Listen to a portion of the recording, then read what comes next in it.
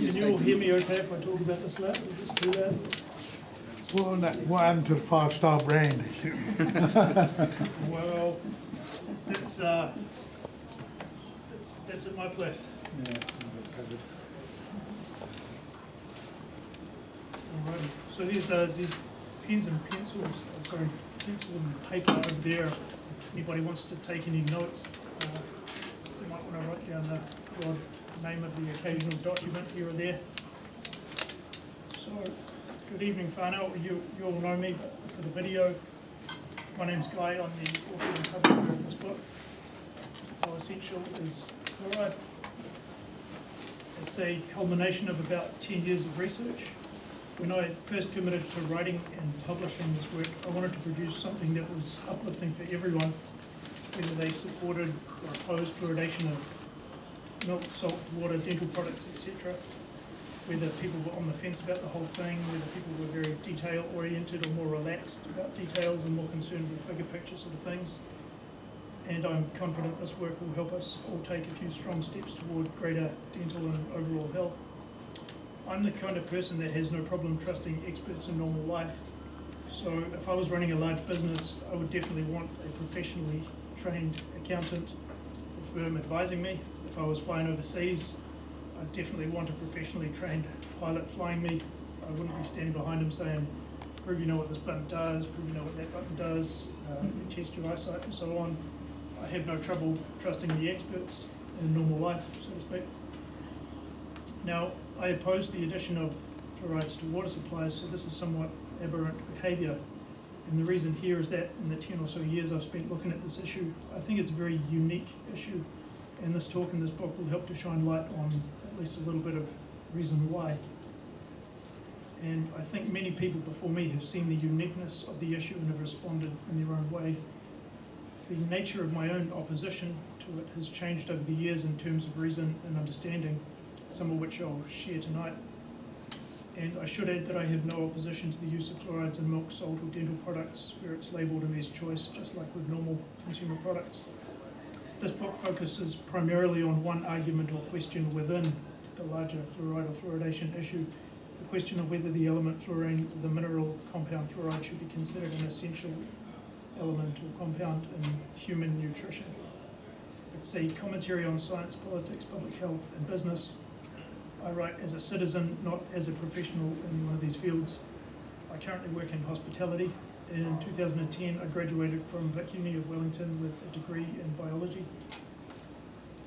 Now, I say in one of the first sentences in the blurb at the back of this book that I believe experts involved in the promotion of CWF have exaggerated in their claim that the element is a nutritional essential in the same category as iodine and selenium and so on. And in this presentation, which is based on the book, I'll demonstrate not only that this exaggeration happens, but provide a little bit of explanation as to why. And there's a lot of reasons, I think. And I'm quite confident in saying this book is currently the most thorough and detailed work on the planet on this topic in the English language. I don't say it's perfect, there's still room for improvement. There are still a few unanswered questions I have, and research has continued post-publication. From continuing my research, I can say my findings are more verified, so I can share more examples of exaggeration than just what I present in the book. I'm ferociously proud of this work. I want to sell it for $1,000 a copy, but I know that's unrealistic. Maybe that's just because it took so damn long. I say this because I wrote some comedy and some horror before writing this, and those two genres are a little gratuitous. And even though I did my best to write quality in them, I always felt there was a compromise and real value to society, because those two genres are often about pushing boundaries. Now, I made this book as accurate and as honest as possible, which of course requires a sacrifice of style as opposed to an embellishment or a dramatization that one may find in fiction. It's 247,000 words long, that's including all the references and appendices and stuff like that, so maybe I shouldn't say it's quite that long, but it's about as long as 2 or 3 novels. If a novel is between 80 and 120,000 words. So tonight I'll talk for, I don't know, an hour or two or so.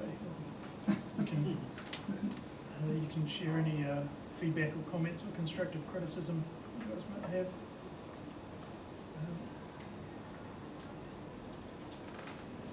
Now it's become almost a cliche to say don't trust the media, and while I look at media a lot in this book, I didn't want to repeat that overly. If you look at letters and so on in the Health Department archives and even modern media, you'll see there are complaints aimed at media from both sides of the issue.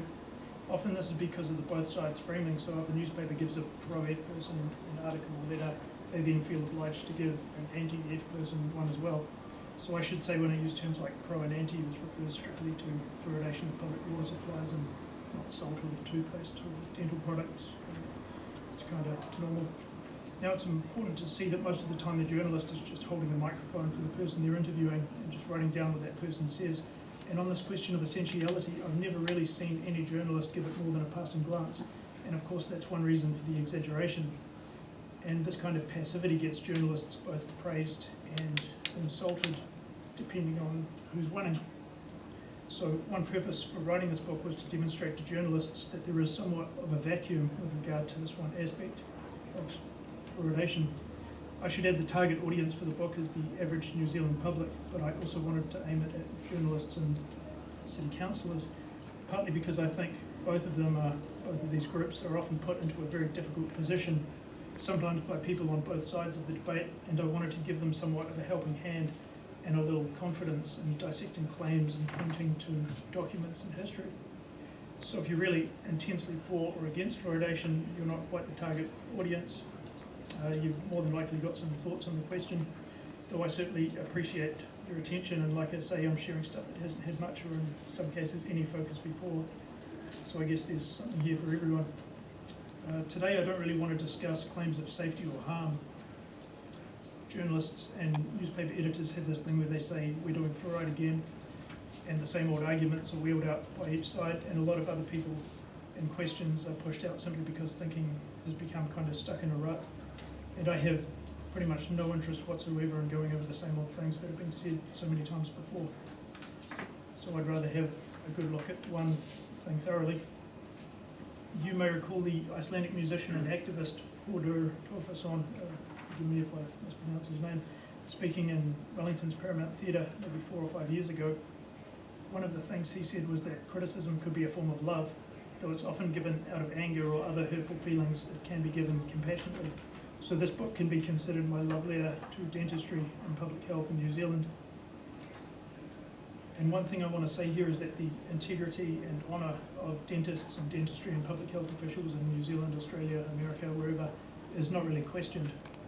Though I might disapprove of the addition of fluoride to water supplies, in writing this book I became less suspicious of selfish motivations because I spent so much time looking through the dental literature and saw so much desire on behalf of dentists and the related professions to help. So if I disagree or find fault with somebody's statement, it shouldn't be taken personally, and it's absolutely not a criticism of character. The exception to this is perhaps the chapter on abuse, which is a really subjective topic, and probably the topic in which my own opinion changes the most. Well, this book is dedicated to the people of New Zealand, Australia, Canada, the UK and the US, and I suppose anywhere that has these kind of issues. Now, on the first page of this book, I discussed the paper on evolution I attended in late 2009 at university.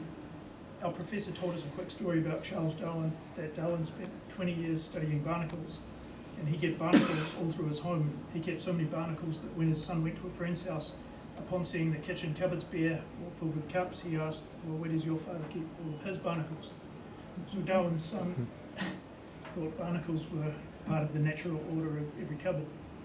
And I could see what was behind it was illustrating the principle of patience and thoughtfulness and this kind of thing.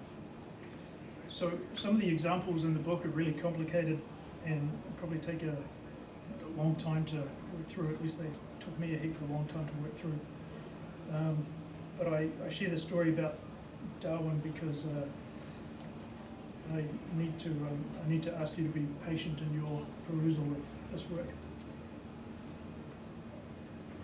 And I'm also reminded of one of our professors from university that said read the exam question twice, which I think is really useful advice. So I'll request you watch the presentation twice, or read the book twice. I can get the camera going. just to ensure accuracy in your own observation and, of course, in mine. Now, I should say part of the argument around fluorine's essentiality is about the boundary or dividing line between the terms beneficial and essential. And I'll talk a little bit about this soon. Now, one may ask the question why the experts, the promoters of water fluoridation, are under the microscope and not the people opposed. And this is fair. One answer is that the experts present themselves and are presented by journalists as knowledgeable, objective, scientific, unbiased, progressive, and a whole host of other good things.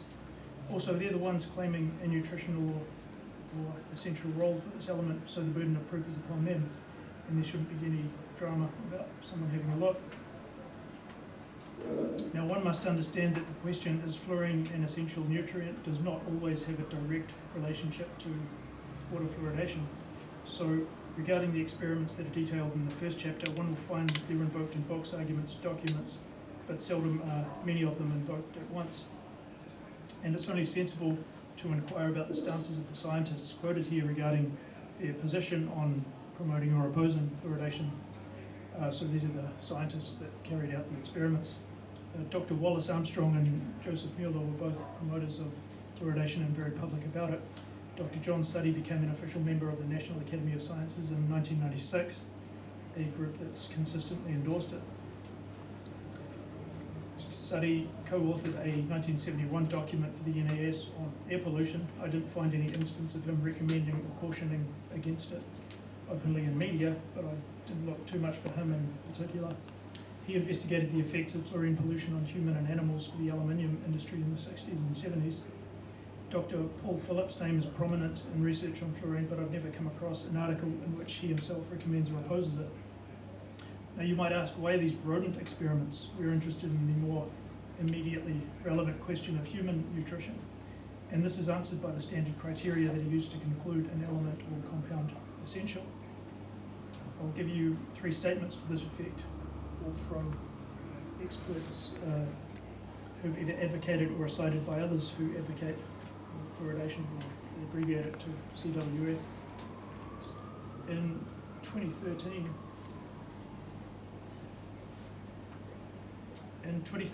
an expert panel from the University of Waikato appeared at a Google Hangout. This is an online group discussion filmed with interaction from the public who could ask questions through social media.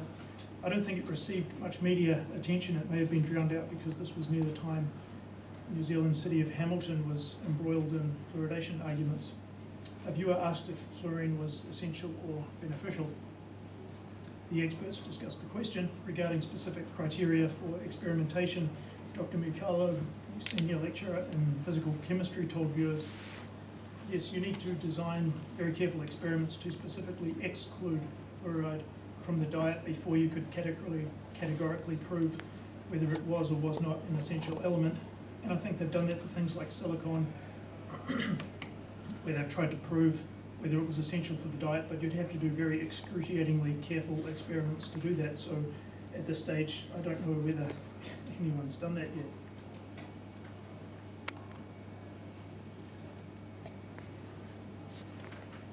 Now, in 2007, the National Academy of Sciences published a document which cited the 8th edition of a textbook called Essentials of Medical Geology, published in 2005.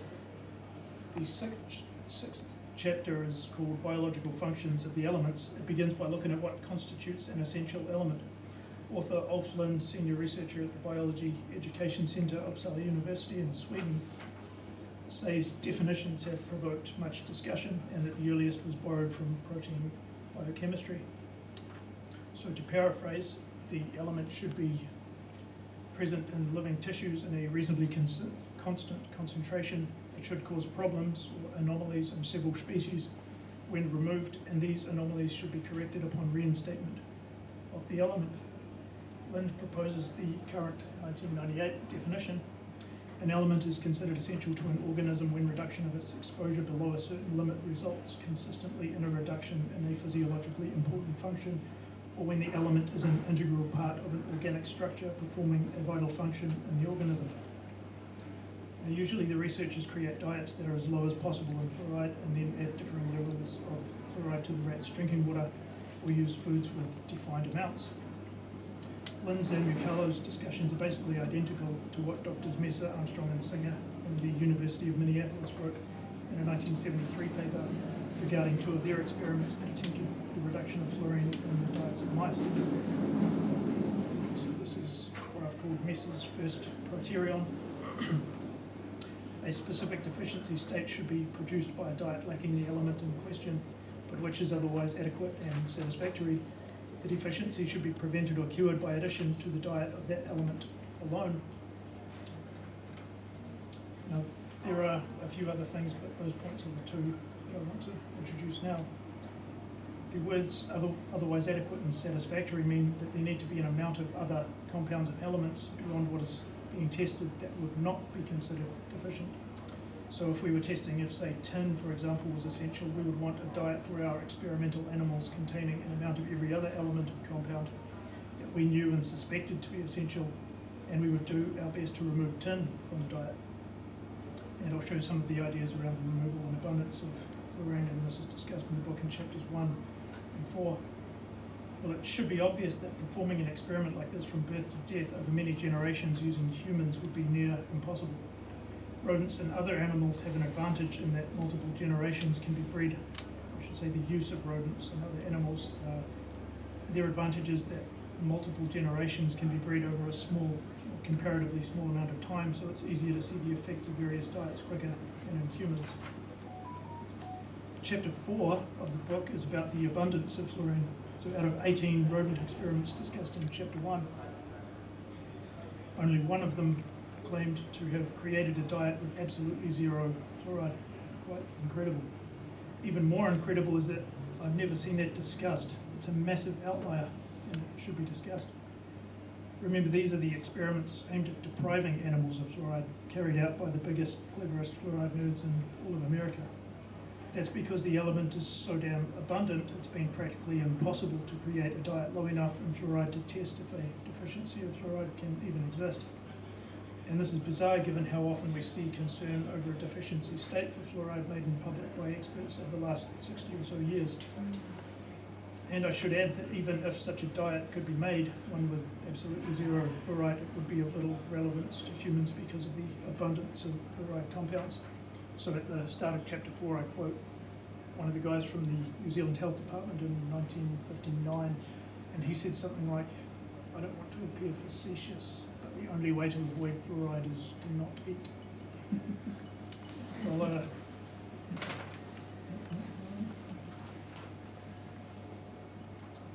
now, one of the central points I make in this book is that experts make different claims depending on whether they're writing in media, in bureaucratic or technical literature, or in experimentation, and sometimes these claims contradict quite surprisingly. So one thing this work demonstrates is the fact that experts sometimes misrepresent research on their own side of the debate.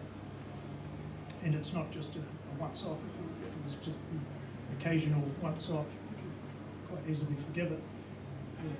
You wouldn't worry about it, you'd just accept it. I compare 3 chronologies of information relating to this question.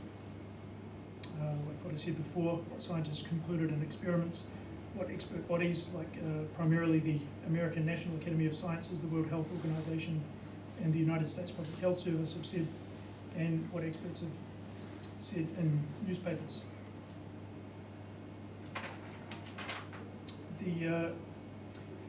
It's in this book that I use the term experts exclusively to mean supporters or advocates of fluoridation. Some of the statements of people who oppose fluoridation are given when required to provide context to expert statements. And I have to thank a few people, my parents and family, and all of you for coming tonight. I'm indebted to the hard-working archivists at Archives New Zealand and the librarians and archivists at Alexander Turnbull Library. Of illimitable help were librarians at Wellington Central Library, so this work would have been much the poorer without them.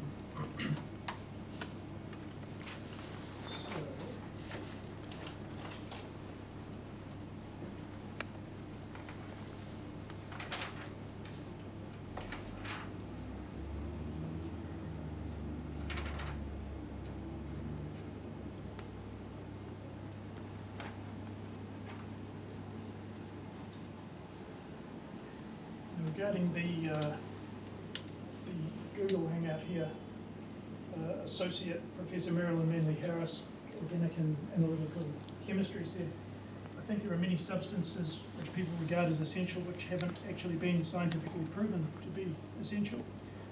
Now here's a good time to show Appendix 1 from my book, which lists some of the experts' claims of fluorine's essentiality in Australian and New Zealand media articles throughout the years. And these criteria that I read to you before are pretty much all of the experiments looking at essentiality adhered to. However, sometimes scientists and fluoridation promoters or opponents bring other experiments into their writings which aren't really attempting to create a deficiency state. And of course, this is one obvious reason for the exaggeration.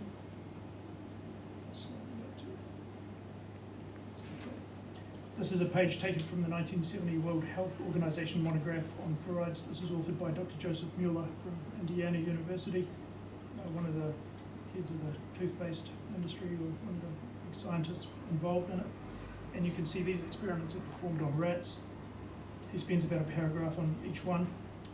Note that the monograph is called Fluorides in Human Health, yet when we turn to the two sections on the question of fluorine's essentiality, I'll show the other one later, represented with rodent experiments. This is Dr. Schwartz, or Dr. Klaus Schwartz, in 1971. Note the caption reads, "Fluorine essential for human growth," but he's not holding a human. More on him a bit later when I talk about the 70s. Now at the end of the first subchapter, the funders' length of time, sample sizes and conclusions are summarized for easier reading and comparison. The first and earliest experiments I found in the English language were published in the 1930s. All three of them concluded fluorine non-essential. They've all been mentioned by many researchers who support fluoridation, and I've been unable to find a single researcher who either championed or denigrated them, who either argued strongly for or against the conclusions. I think there's one exception to this, for one of them. It's not hugely important.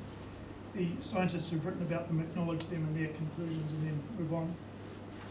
I don't want to spend much time on them here simply because I think there's better work, but some quotes will suffice.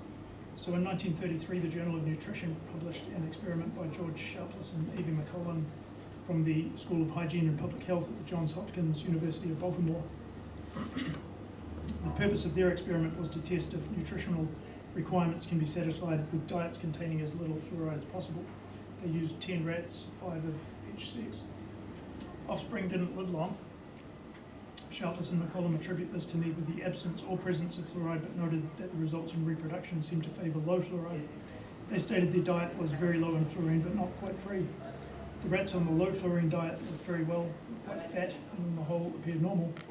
There were no notable differences between the control rats, 10 part per million, and the rats on the low fluorine diet, except the rats on the low fluorine diet had hair that was a little coarser, but this did not appear striking.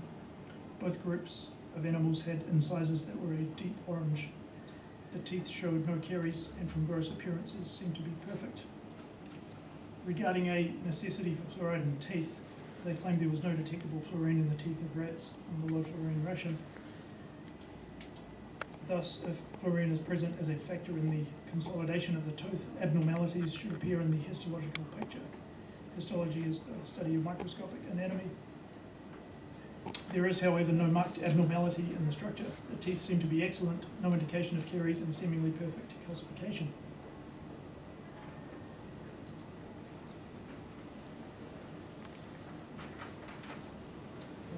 This is the 1934 experiment. Paul Phillips, E.B. Hart, and G. Boasted. How to say that? His last name.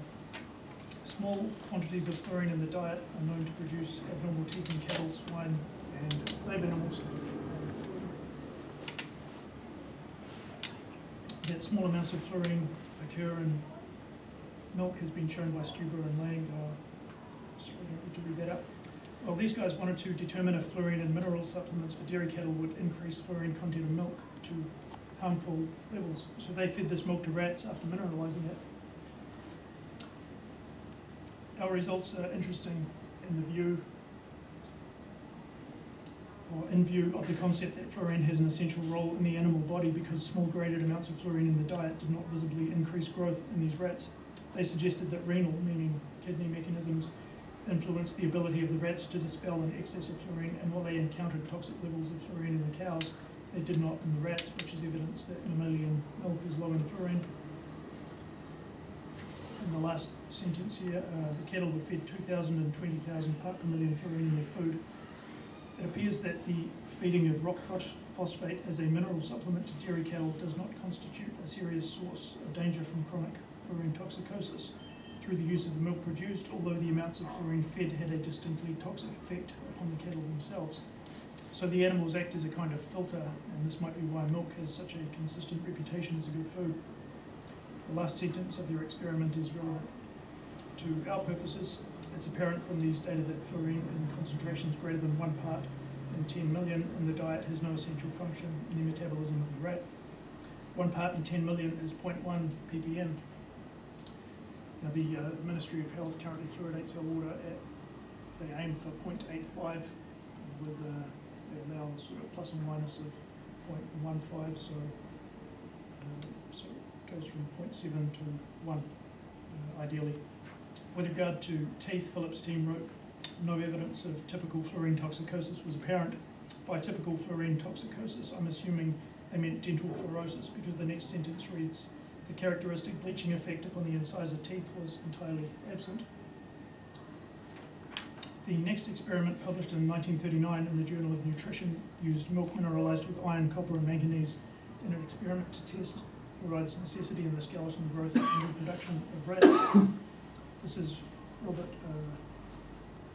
Robert Evans, a Mormon manufacturing company fellow, and biochemist Paul Phillips from the previous experiment. And they fed 8 groups of rats intakes of 0.05 to 6.3 milligrams per kilogram of body weight per day. Just see what's slide to there.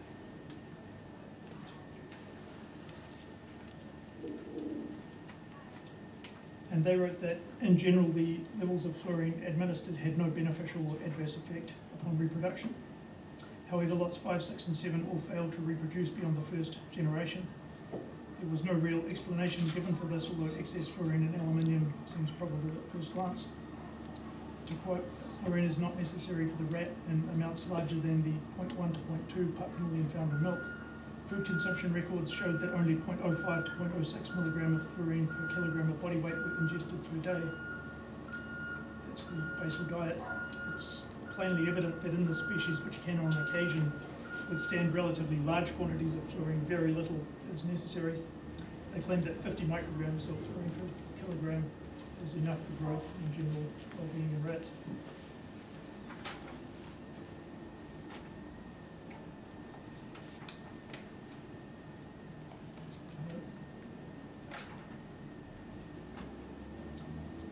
A study that concluded fluorine to be essential appeared in the American Journal of Medical Science in May 1945.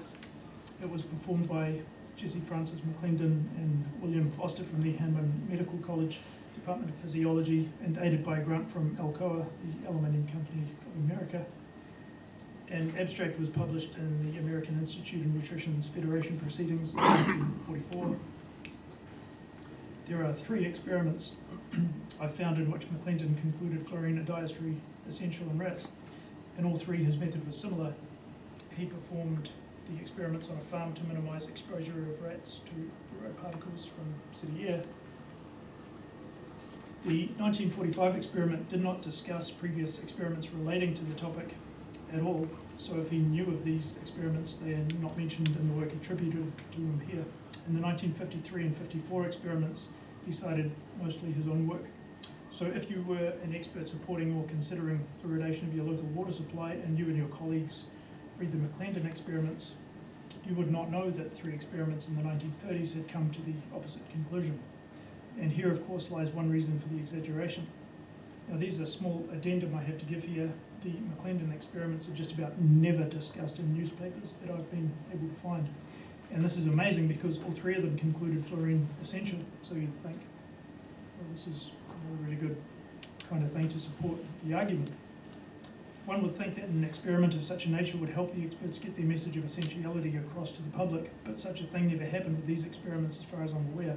So I'll hypothesize that there's 2 main reasons for this, and probably a few little insignificant ones. One reason is that there was a huge amount of fluoride pollution going on from the aluminium industry in America at this time. And I think Alcoa funded research like this to help them in the multitude of lawsuits that were coming their way.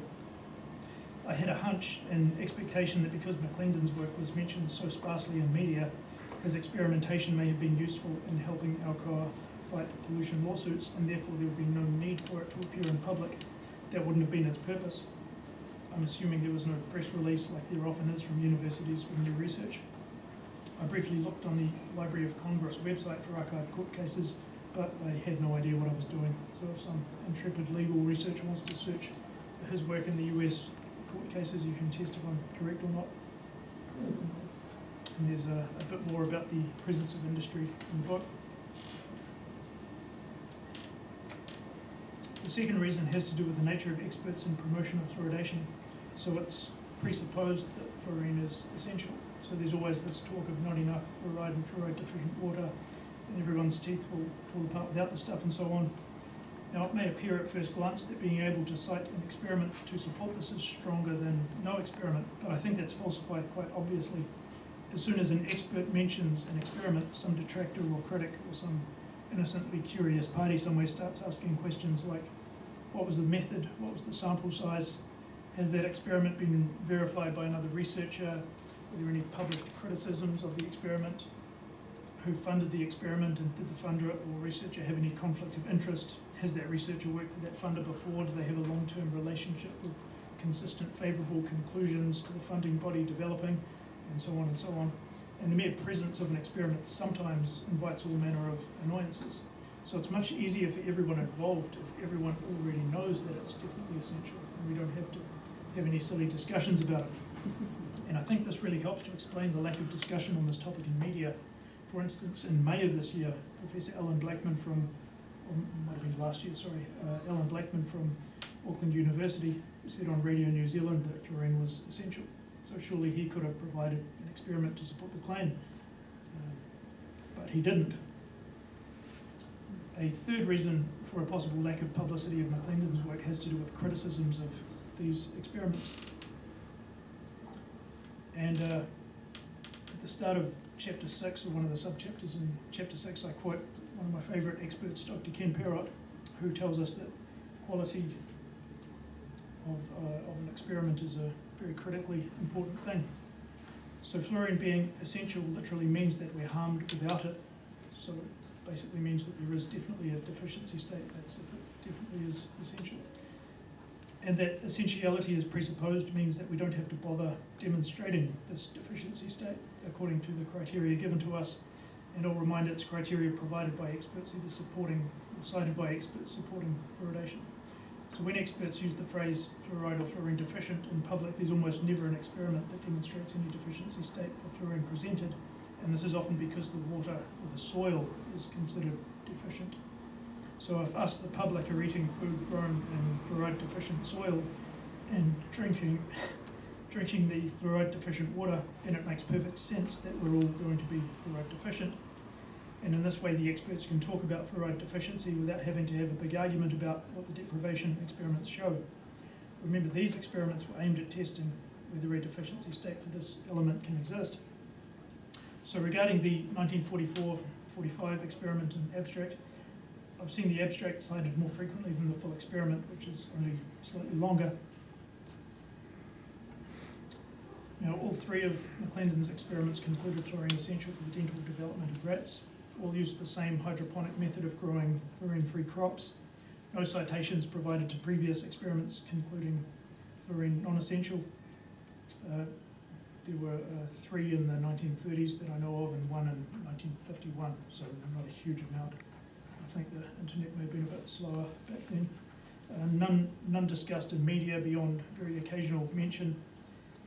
2 of 3 funded by the Aluminium Company of America, and 1 of those was funded by the Lever Brothers, a toothpaste manufacturer, and the 3rd was funded by a Chilean group looking into iodine. The details are pretty scant in the first experiment.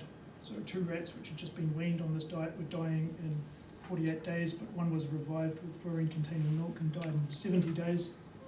The addition of 1% calcium citrate containing 0.4 part per million fluorine improved the health of 5 other rats on this diet.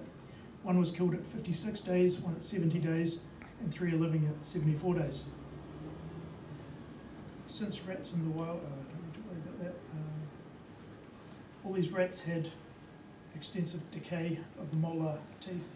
In some cases, all the crowns were lost. So pretty powerful last sentence. I think there's actually more useful information in the abstract, so I'll quote and summarise a little bit from that. 2 rats were put on a diet at the age of 21 days. Their mother's diet contained 0.3 part per million fluoride. One of the rats starved to death after 48 days.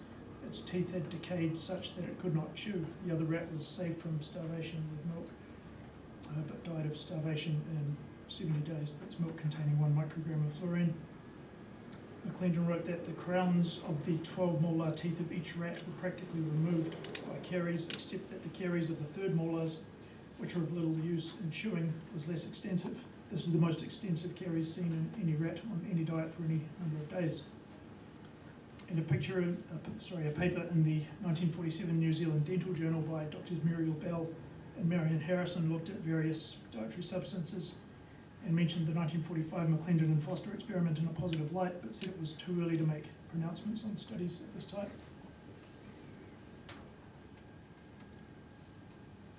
McClendon created a fluorine-free diet using horticulture crops designed specifically for studying deficiencies in animals. This is discussed in his 1953 experiment with Jacob Gershon-Cohen from the Albert Einstein Medical Center in Philadelphia, and this experiment is published in the Journal of Agricultural and Food Chemistry. They went into a lot of detail with the preparations. Their previous and subsequent experiment did not focus so much on method. They used rainwater, which was 0.002 to 0.004 part per million fluorine, that ran off an aluminium roof at the experimental farm 25 miles from Philadelphia. The rainwater was passed through ion exchange resins to remove halogens and sodium before being used for the growth of plants in 200-litre tanks. No figure was given for fluorine in rainwater after halogen removal, but one could assume negligibly low. Nutrient solutions were added to this. Daily additions of iron and manganese were given, and salts added once a month. They took frequent measurements of the solution in which the plants grew. The tanks were covered with aluminium foil except for holes cut where plants could go through or grow through. The growth of the plants, the researchers wrote the best crop yields were obtained from sunflowers. Corn was not always well pollinated. Legumes produced lower yields, and rice did not head in the short season. The rice not heading refers to a reproductive stage in rice growth. In 1972, Dr. Wallace Armstrong and his co-workers from the University of Minneapolis pointed out that fertility problems are often associated with nutritional deficiencies. It's obvious that he meant animals, but I would suggest there is a possibility or probability it also applies to plants. DNA replication requires transition metals, so magnesium and so on. So there's a pretty easy argument that can be made for mineral deficiencies in the plants here. So they were feeding pretty poor quality crops to the subjects, at least that's what I think. The rats used were littermates, 21 days old at the beginning of the experiment. Teeth. The diets contained corn, sunflower seed and leaves, and 10% each yeast and sucrose. One group of 19 rats were fed the food grown in the fluorine-free horticulture with added distilled water. The controls were either on the same diet with the missing elements added, or on a diet of the same proportions made from the same varieties of plants, but grown in soil. Normally grown crops comprised the diet of the control rats whose drinking water contained 20 part per million of fluorine. The words missing elements refer either to fluorine or iodine. The water-grown plants were deficient in iodine. This experiment was also looking at the need for iodine. Now in the fluorine-free group, obviously iodine was added, and a research grant was given from the Chilean Iodine Educational Bureau. There's no mention of research grants or funding from any other persons or organisations in this experiment.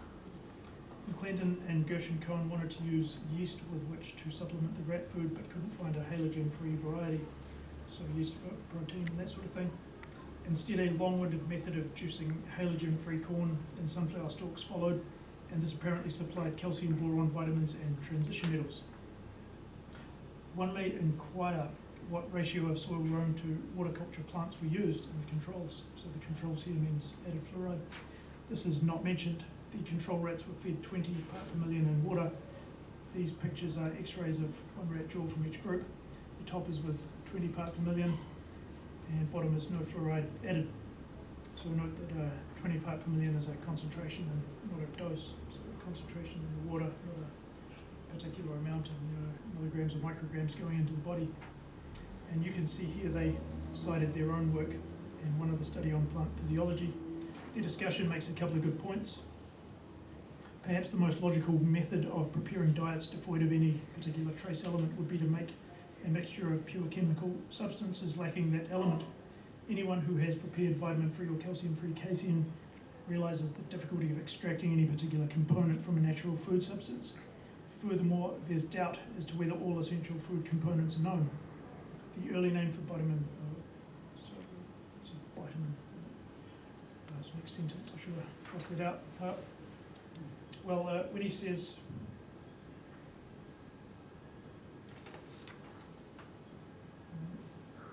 sorry, I made a mistake in my notes here.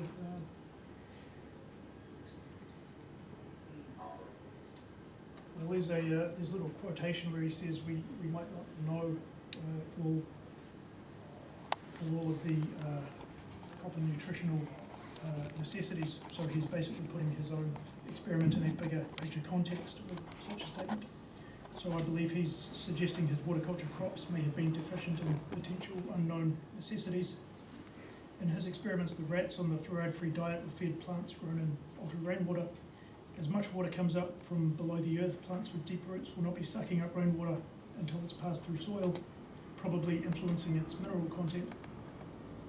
In addition, soil bacteria helps plants utilize beneficial compounds in the earth, so there's a symbiotic relationship between plants and soil inhabitants that's not reproducible in the method McClendon and his co-workers have used.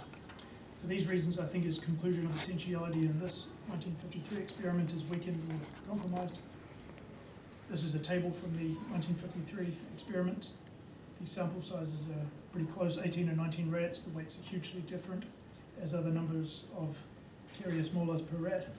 And this, of course, is a pretty powerful result when you look at that. The first two of these three experiments were criticized by an anonymous article in the May 1954 issue of the journal Nutrition Reviews, which is published, or was published back then by Harvard. It's noteworthy that the diet consumed by the control rats was prepared from field-grown crops rather than from water culture crops. This is an obvious departure from sound experimental procedure. And this article looked at some of these deprivation experiments and summarized. In recent years, the question of whether fluorine is an essential nutrient has been debated widely. No final answer to this question is available. One of the principal reasons for the inability to formulate an answer has been that experimental diets composed of either natural foodstuffs or purified ingredients have without exception contained appreciable amounts of fluorides, which were extremely difficult, if not impossible, to remove completely. And regarding the first two McClendon studies, certainly on the basis of the studies by McClendon and Gershon-Cohen, we have no right to accept the essentiality of fluorides for rat growth, nor the toxicity of comparable low amounts of fluorides in the second generation. Studies of both the above types lend themselves to misinterpretation and misrepresentation of the facts and may easily serve to obscure well-substantiated data obtained from more carefully planned and conducted experiments.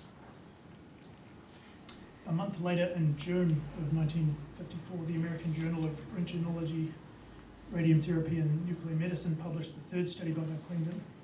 This was the only one of these deprivation experiments I found in the Health Department archives of the 1950s, but I don't think I ever saw any New Zealand experts discussing it, not even in letters to each other. Having said that, there are a huge amount of files in the archives. They introduced the experiment by saying the value of optimal concentrations of fluorine in drinking water and the prevention of dental caries had been established. Probably more than 140 American communities already fluorinate their drinking water supplies. It's remarkable, however, that so few data are available concerning the direct relationship of fluorine in foodstuffs to dental caries. The study of this relationship in the rat is the purpose of this report. And in their summary, they claimed dental caries and periodontoclasia were produced almost uniformly in rats fed on a water-cultured fluorine-free diet and fluorine-free water. This caries could be prevented by the addition of fluorine to drinking water. So periodontoclasia means degeneration of the gums and bone tissue in the mouth. And you can see they cited one study on fluoridation and then all their own research, and they acknowledged Alcoa and the Lever Brothers, a toothpaste manufacturer, for research grants. And their results claim in 16 rats, the fluorine-free diets produced dental caries in 84% of the molar teeth. The entire crowns of the molar teeth disappeared frequently, compared with 10 ppm fluorine added to water of the rats on the fluorine-free diet.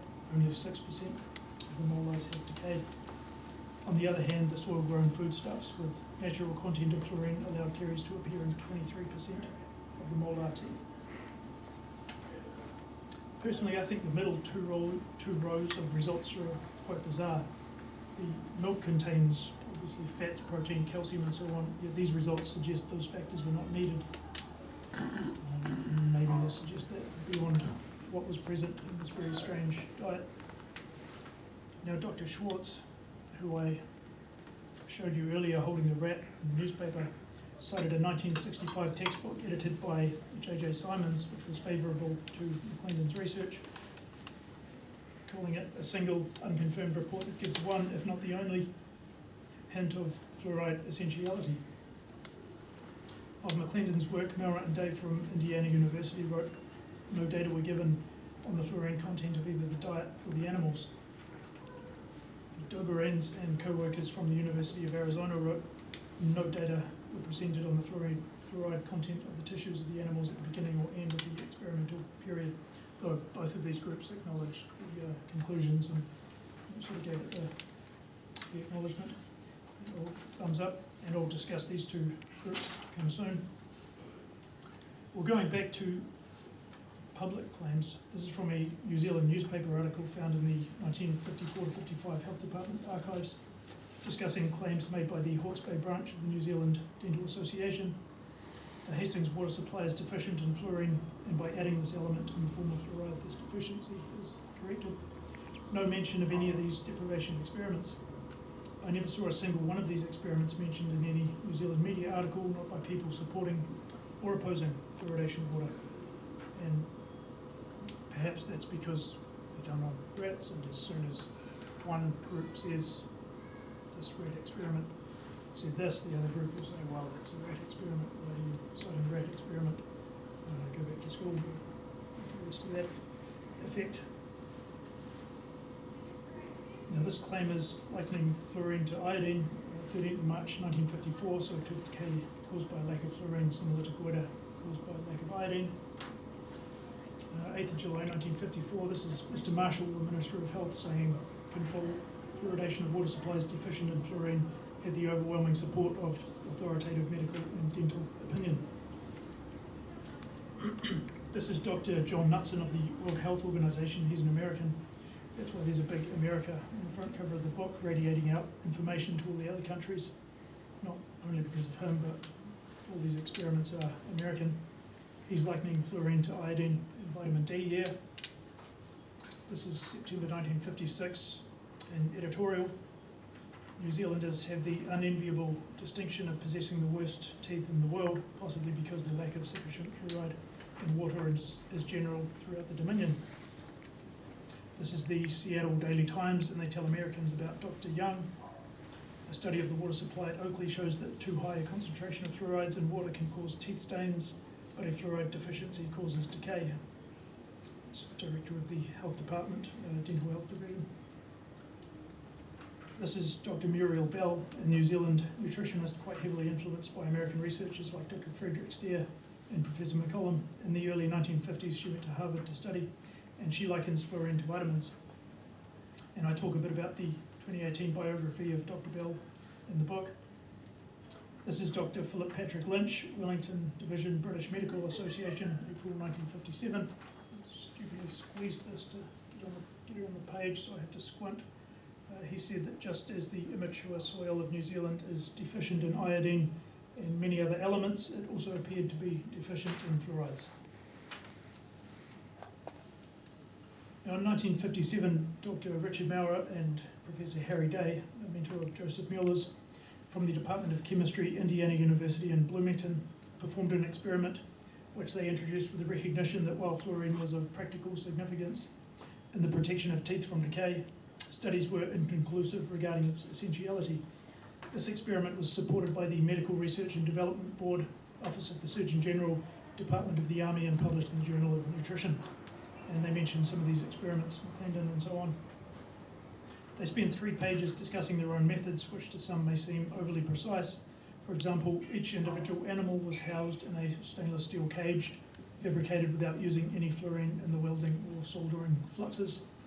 The diet used had casein, corn oil, salts, and cornstarch as its primary components. Supplements like vitamins were added. After purification, the diet contained no more than 0.007 part per million. They figured this out, I believe, through carcass analysis. They used a total of 110 rats, breeding 4 generations. You're quoting, all the fluorine deficient animals had sleek coats, and in all respects they appeared to be in good condition. They could not be distinguished from the controls, which were given fluorine. The teeth of the animals were examined with the aid of a dental probe. There was no evidence of gross caries or other dental defects. The diet was not conducive to impaction, and it contained no fermentable sugar. Thus, the results indicate that fluorine is dispensable in the maintenance of sound teeth if karyogenic factors such as high concentrations of sugar are not operative.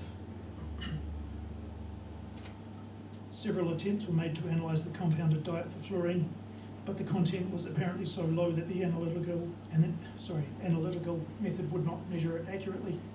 Therefore, the amount of fluorine which accumulated in the experimental rats became an important criterion of the success in producing a diet and environment extremely low in fluorine. And they wrote, under the extremely rigorous conditions of the study, fluorine was not found to have any influence on the growth and well-being of rats.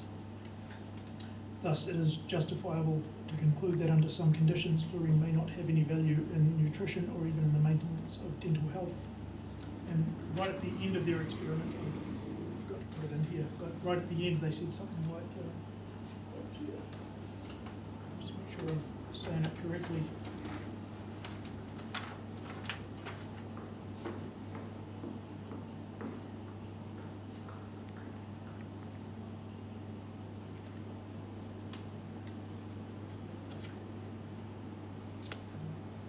The final sentence of their experiment say fluorine's value is apparently limited to the promotion of resistance to dental caries.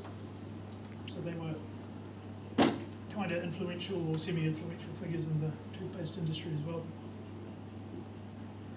Now in 1974, Dr. Schwartz called this experiment, as well as the Doberan's experiment, rather sophisticated in terms of methods and techniques. This is January 1958, the year after the publication of New Zealand's Commission of Inquiry, which claimed along the lines where water was deficient in fluorine, it should be treated. Well, why is this relevant today?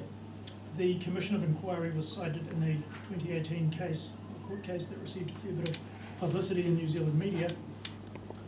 Well, quoting this a little bit at the bottom, some authorities see, for example, the evidence of Mr. Needham regard fluorine as an indispensable trace element in the diet, whereas others question its indispensability but do not categorically deny that it's a food. And citing Mitchell and Edmund, 1953, McClester and Darby, 1952. Well, Mitchell and Edmund I discuss in the book briefly. They cite McClendon's 1944 abstract to support the possibility that it may be essential, and the McClester and Darby textbook says exactly the opposite of the COI in terms of a deficiency state. Whether fluorine should be termed an essential trace element for man or animals cannot be decided at this time. Maybe not exactly the opposite, but efforts to produce fluorine deficiency in animals have been unsuccessful. A considerable body of evidence has accumulated, however, to demonstrate that fluorine plays some role in dental health of the human being. Much of this is epidemiologic in nature. But the media is correct in a sense. It's exactly what the Commission did say. Now, on the bottom there's a photo of the index, and this is a citation to Mr. Needham's folio of reprints and articles. And I'm sure somewhere I have a newspaper clipping where Mr. Needham tells us it's essential, but I don't know where it is, so sorry about that. Unfortunately, that alone should not constitute a thorough perusal of this archive. I haven't got this archive, I've been to it. I think many of these are in Auckland. Well, the Mara and Day experiment, like all of them, was completely ignored by everyone that spoke in New Zealand media, as far as I can tell. Now, if we want to lay the blame for never seeing any of these experiments discussed in media, I say most of it goes to experts and activists. Remember, the journalists don't want to get in the way of public health, so there is an argument here for journalists being humble. And no matter what they write, they'll sometimes get abused, so it's easier if they can point to someone else and say, well, they said it. So Captain Lossy told us in 1958 that lack of fluoride causes 60% of all tooth decay, caries. This kind of thing helps to explain why there's so much support for CWF. The safety can barely be questioned if we're all deficient in the stuff, and we're simply topping up a deficient level. And a similar claim appeared in September